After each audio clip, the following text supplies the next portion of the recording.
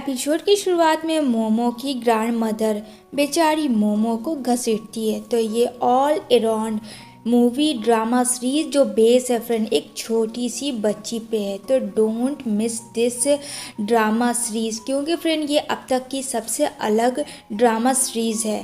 तो प्लीज़ बिना स्किप किए हुए ये वीडियो को ज़रूर से देखना। जहाँ मोमो कहती है प्लीज़ दादी मुझे इस तरीके से ना ले जाए, मैंने कुछ भी नहीं गलत किया है। और वो बेचारी बच्ची काफ़ी ज़्यादा रो रही होती है। यहाँ पे कहती है आज तुम्हारी वजह से तुम्हारी मॉम और उसका होने वाला बेबी डेंजर्स में है। सिर्फ तुम्हारी वजह से मैं तुम्हें मार डालूँगी अगर मेरे ग्रैंडसन को कुछ भी हुआ तो। जहाँ डॉक्टर है हमारी फीमेल लीड जिसका नाम यान होता है और कहती है I am sorry ma'am, unfortunately मैं आपके ग्रैंडसन को नहीं बचा और आपकी वाइफ को फ़िलहाल तो रेस्ट की ज़रूरत है। मतलब मोमो के जो फादर थे उन्हें एक बेटा चाहिए था जो कि बेबी मोमो गर्ल थी, वो उन्हें हेट इस वजह से करते थे और जो बेटा हो रहा था वो भी मर चुका था मोमो की वजह से। अब यहाँ पे उसकी ग्रैंड माँ काफ़ी ज़्यादा गुस्सा करती है। तभी यान की नज़र उस छोटी सी बच्ची मोमो पे पड़ती है, जहाँ वो दौड़ के जाती है उसके पास, कहती है हे बेबी तुम ठीक तो।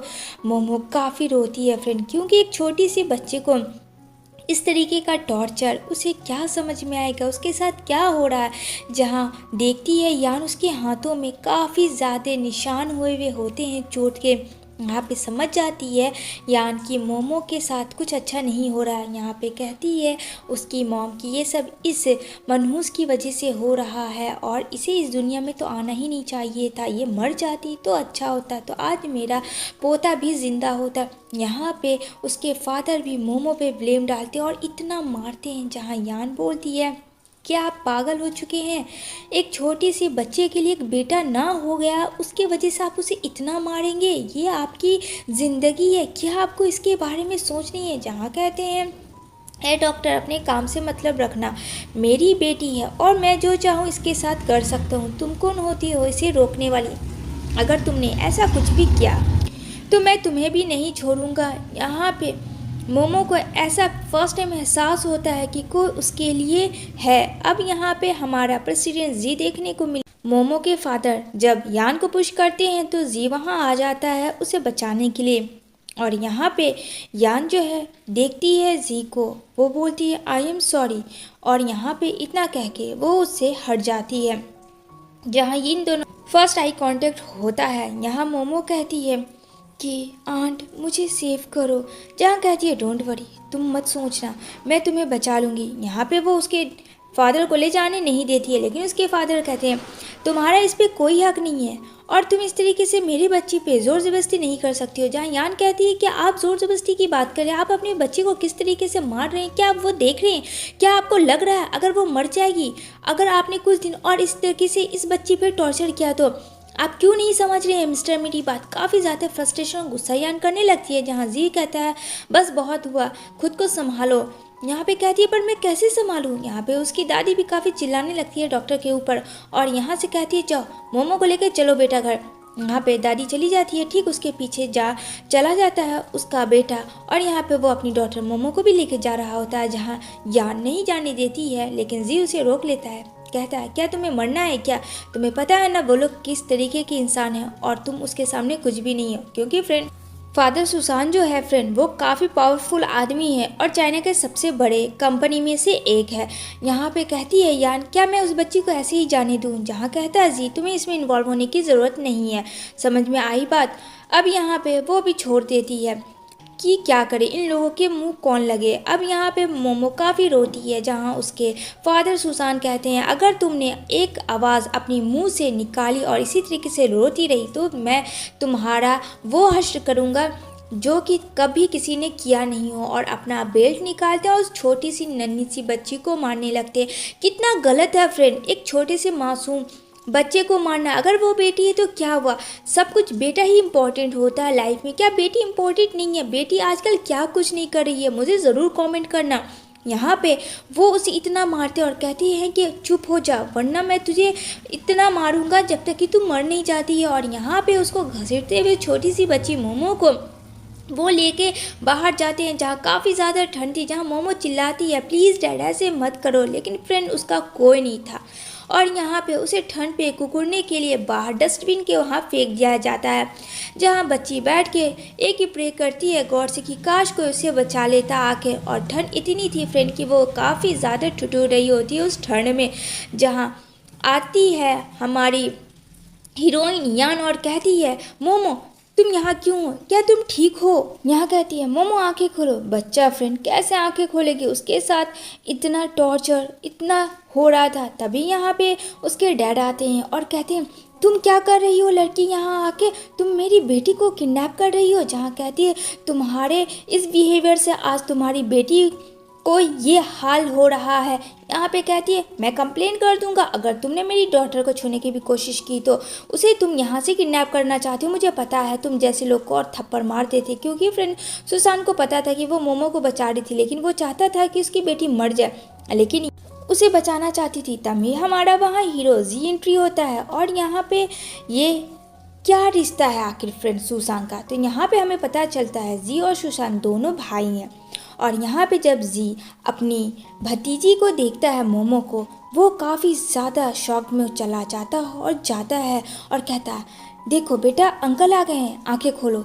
जी कहता है यहाँ पे अंकल है तुम्हारे अंकल जी, आंखें खोलो। मोमो यहाँ पे कहती है यार ये बच्ची काफ़ी ज़्यादा कोल्ड में ठुठुर गई है और इसकी जो बॉडी टेम्परेचर है वो बिल्कुल कोल्ड हो गई, हमें इमिडिएटली से हॉस्पिटल लेके जाना होगा। जहाँ सुसान रोकता है, लेकिन जी कहता है अगर भाई तुमने कुछ भी किया तो मुझसे बुरा कोई नहीं होगा। और यहाँ पे यान कहती है अब देखना मैं तुम्हारे साथ सुसान क्या करती हूँ। तुमने एक बच्ची को, एक लड़की को इस तरीके का तुमने टॉर्चर किया जो तुम्हारी बेटी है, मैं तुम्हें कभी नहीं छोड़ूंगी। यहाँ पे मोमो के ग्रैंडफादर देखते हैं अपनी मोमो को इस हाल में, जहाँ वो अपने छोटे बेटे जी से कहते हैं कि ये सब क्या है। जहाँ कहता है डैड डोंट वरी मैं सब ठीक कर दूँगा। यहाँ मोमो काफ़ी ज़्यादा इंजर्ड होती है अपने डैड की वजह से और काफ़ी वीक हो जाती है जो इतना मारते हैं।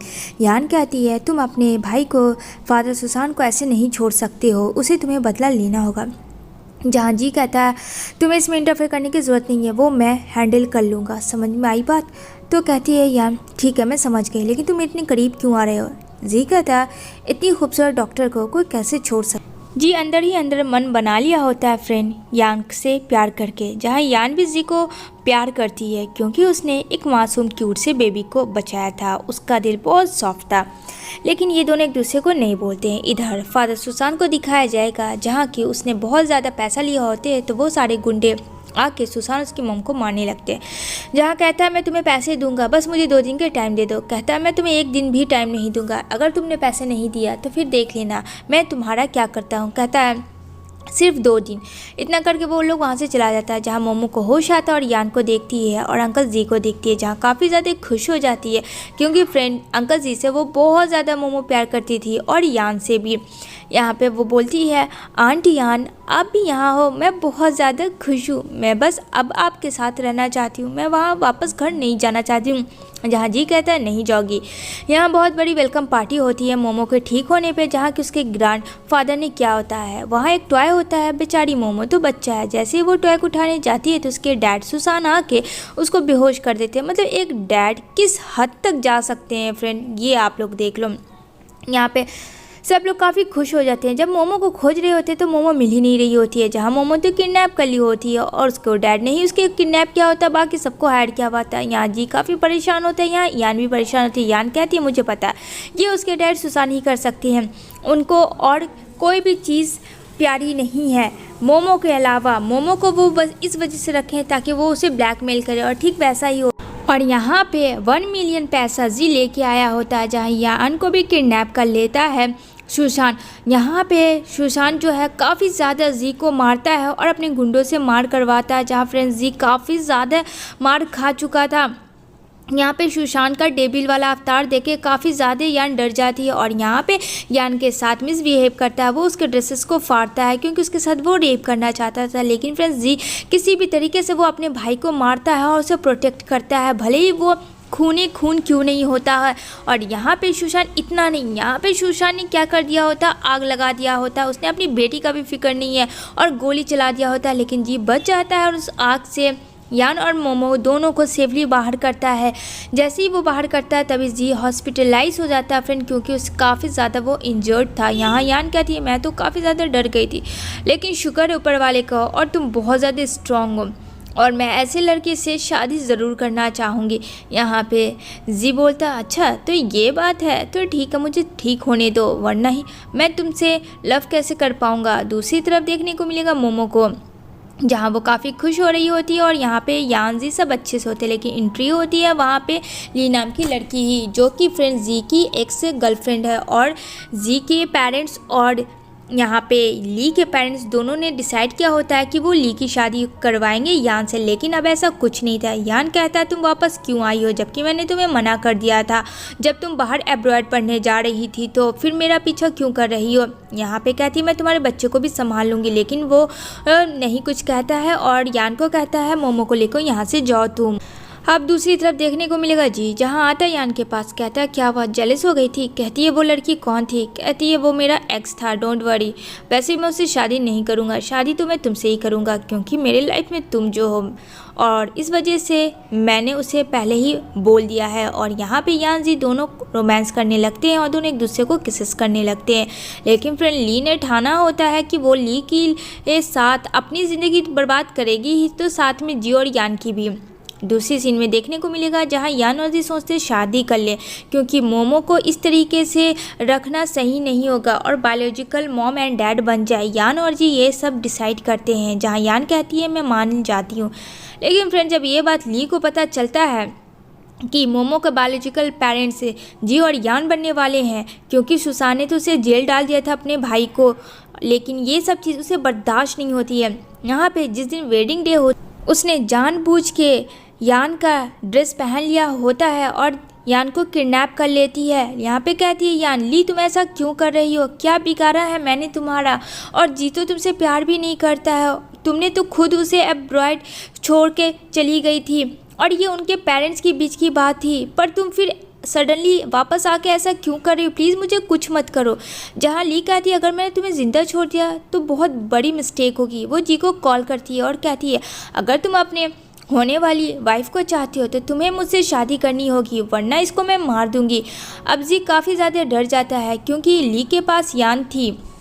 वो आता है और कहता है मैं तुमसे शादी करने के लिए तैयार हूँ, पर प्लीज़ तुम्हें उसे छोड़ना होगा। जहाँ ली कहती है हाँ मैं छोड़ दूँगी, तभी यहाँ पे काफ़ी चिल्लाती है कि तुम मुझसे शादी करोगे और इसे छोड़ने के लिए कहीं झूठ तो नहीं बोल रहे हो। यहाँ पे जी कहता है मैं तुमसे झूठ नहीं कह रहा हूँ। जहाँ ली के हाथों में जी अंगूठी पहनाता है, ये चीज़ देख के तो काफ़ी ज़्यादा ली खुश हो जाती है और कहती है oh I love you so much जी। लेकिन फिर तभी ली का सर चकराता है और यहाँ पे यान को जल्दी से वो छुड़ाता है। यहाँ पे यान का बेस्ट फ्रेंड भी आ जाता है और दोनों मिल के यान को जल्दी से छुड़वाते हैं ली के कैट से। लेकिन फ्रेंड यहाँ पे ली को होश आ जाता है क्योंकि वो जो रिंग था उसमें थोड़ा सा ड्रग्स मिला हुआ था, जिसकी वजह से थोड़ा देर के लिए तो वो बेहोश हुई थी, लेकिन कही कि जी तुमने मुझे धोखा दिया, इसका सज़ा लेना होगा। जैसे ही वो मारने वाली होती है तो यहाँ पे यान का फ्रेंड आ जाता है और वो खुद मार खा जाता है, जहाँ ली काफ़ी ज़्यादा यान के फ्रेंड को मारती है उसके पैर और उसी चाकू से खुद का नस काट के वहीं पे वो मर जाती है। अब यहाँ पे जल्दी से यान उसे लेके जाती है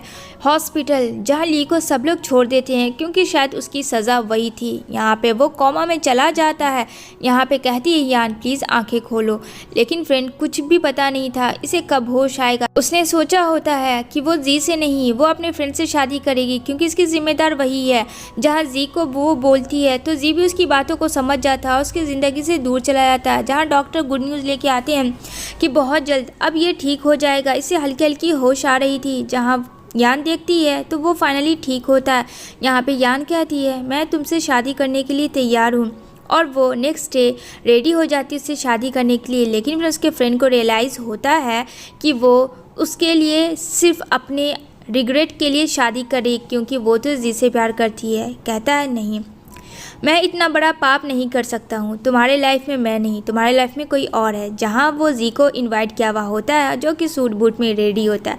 यान जी को देख के काफ़ी खुश हो जाती है क्योंकि फ्रेंड वो दोनों तो एक दूसरे से काफ़ी टाइम से प्यार कर रहे थे। और यहाँ पे उसका फ्रेंड हंसता है और कहता है कि मैं तुम दोनों की शादी को देखना चाहता हूँ।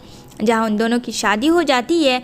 और यहाँ पे बायोलॉजिकल मोमो के मॉम डैड भी कोर्ट उसे कंफर्म ऑर्डर करवा देते हैं और ये दोनों किस करते हैं। इसी के साथ ये मूवी यहीं पे एंड होती है।